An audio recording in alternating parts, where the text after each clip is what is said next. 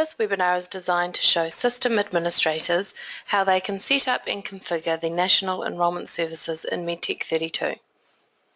Prior to doing this, you need to ensure that you've contacted the Ministry of Health to get access to NHI and NES services for your organisation.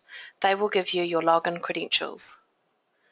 You also need to ensure that you're on Medtech32 version 22 at a minimum. Once you've confirmed this, you then need to go to your Setup menu, Location,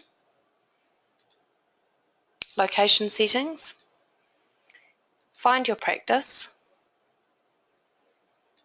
and ensure that your HPI Organisation ID is under the Codes and Defaults tab.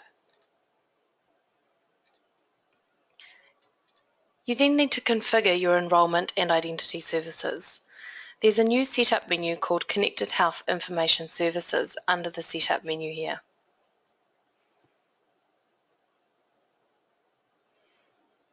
From here, you need to access NES Setup, and it's in this screen that you need to enter your login credentials supplied to you by the Ministry of Health. Once you've done this, press OK. Here you can also enter the permissions and level of access each staff member will have to both identity services and enrolment services. For each staff member, you can choose the level of access they have to both by ticking each checkbox. Finally, you need to run your bulk enrolment utility. This utility is used to automatically enroll patients that have been registered or updated in the outage period. The outage period is the period between the last PHO export date time and the current date time. To access this utility, select Setup, Connected Health Information Services, and NES Bulk Enrolment Utility. This will bring you through to the Bulk Enrolment Utility screen. If the last PHO export date time isn't already populated, then you can enter it here. Once you've done that, you need to click the Find Patient button.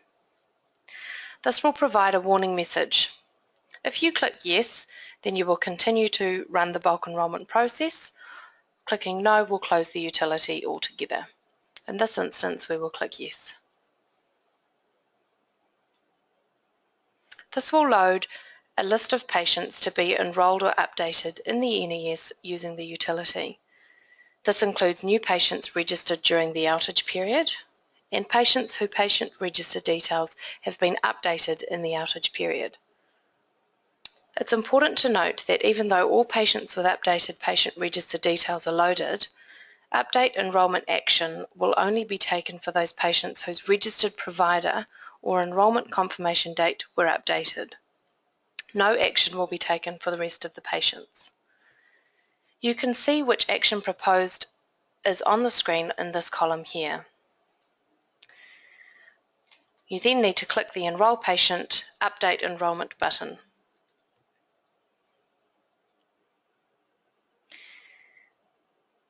Once this process is complete, the status will be updated in the Action Taken column. The NES Bulk Enrolment History tab, found here, will populate the list of patients who were actioned previously.